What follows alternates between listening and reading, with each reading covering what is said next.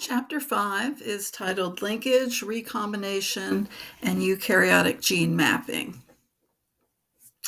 So, when we discussed Mendel's experiments, especially the dihybrid cross and also the trihybrid, although we didn't discuss that one too much, he was using or working with traits controlled by genes, and those genes were on at least two different chromosomes. So in other words, when he was working with plants that had purple or white alleles for flower color and yellow or green seed color, those genes for flower color and seed color were on different chromosomes.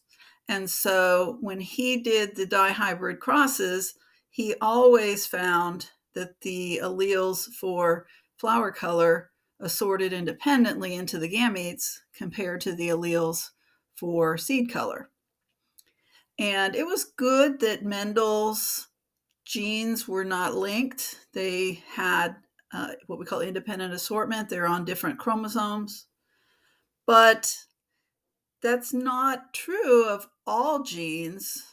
Of course, some genes must be linked because the term linkage refers to the condition in which two genes are on the same chromosome close together. And therefore, whatever alleles for those two genes that chromosome happens to have, both those alleles will be passed to the daughter cells together as a unit, as a chromosome, and not independently assorted. So in humans, we have 24, if you count X and Y as different, 24 different types of chromosomes, but each chromosome has an average of about 1,000 genes. And so, of course, some genes must be linked. They must be connected closely together on the same chromosome. And so even though Mendel didn't have any experience with linkage, we're not pure Mendelian geneticists, of course. And so we have to deal with this concept that genes can be linked. And if they are linked, then we can determine what we call the extent of linkage. And the reason we do that is so we can construct what we call genetic maps. Genetic maps depict the linear order of genes, or honestly, other markers. There's other things that are part of the DNA that aren't specifically genes. But we'll start by talking about genes, mapping genes on a chromosome with the relative distances between them.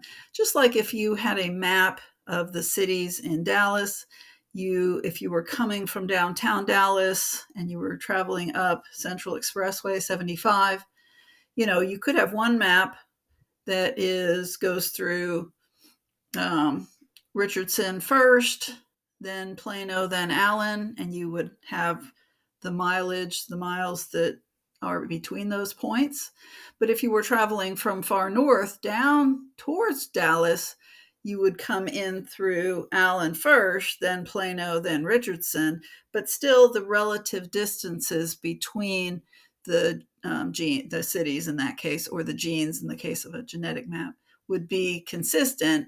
The order of the genes or the order of the cities in my example is the same. It's just a matter of which direction you're looking at the map. So remember that chromosomes can be rotated. They don't have an up or a down, but the relative order and distances between markers on a gene can be figured out. So this chapter, we're going to look a little bit at linkage, what it is, how we do some of it, and then why we do it. So let's talk about what Mendel did. What Mendel did was all non-linkage, was all independent assortment. So you'll recall, if you look in this figure, he crossed the true breeding parents to get the dihybrid individuals. So big A, big B, little b is the dihybrid individual. And then he self-fertilized the dihybrid, and that's called the dihybrid cross.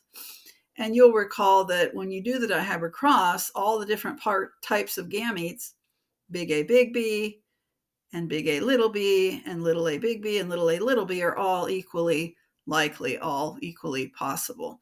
So in the dihybrid cross, when the genes are not linked, when gene A and gene B are on completely different chromosomes, A is on the long chromosome and B is on a shorter chromosome, then the way that those alleles segregate is not dependent on each other.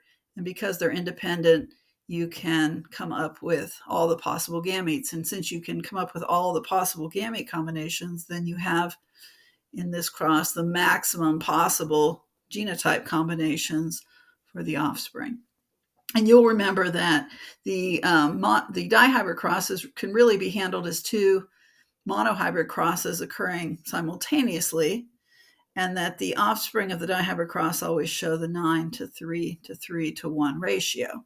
So when you see that ratio in the offspring of a dihybrid cross, that tells you that the genes A and B, in this case, are not linked. Now, when genes are linked, let's say you don't know that whether or not two genes are linked. In this example, you have flower color and pollen length. And those are your two genes. And you have purple flowers and red flowers. Those are the two alleles for flower color. And you have long pollen and round pollen. Those are the two lengths for the pollen.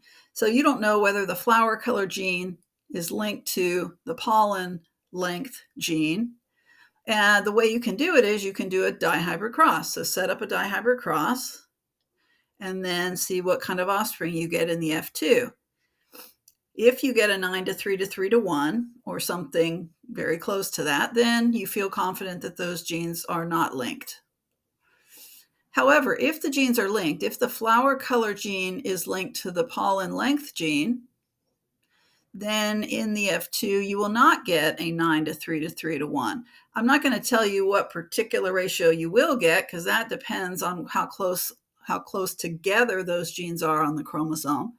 But I can tell you that you will not get a 9:3:3:1. So if you do a dihybrid cross and you do not get a 9:3:3:1 ratio, in this example, they got 284 purple flowers with long pollen, 21 with purple flowers and round pollen, 21 with red flowers and long pollen, and 55 with red flowers and round pollen. So it's not a 9:3:3:1. So when you get that result, that tells you that the genes are probably linked. And that's because whatever the allele combinations you had in the parents, they were more often passed together in that allele combination into the offspring. So when genes are linked, they will be assorted together into gametes. And these gametes are called parental or non-crossover gametes.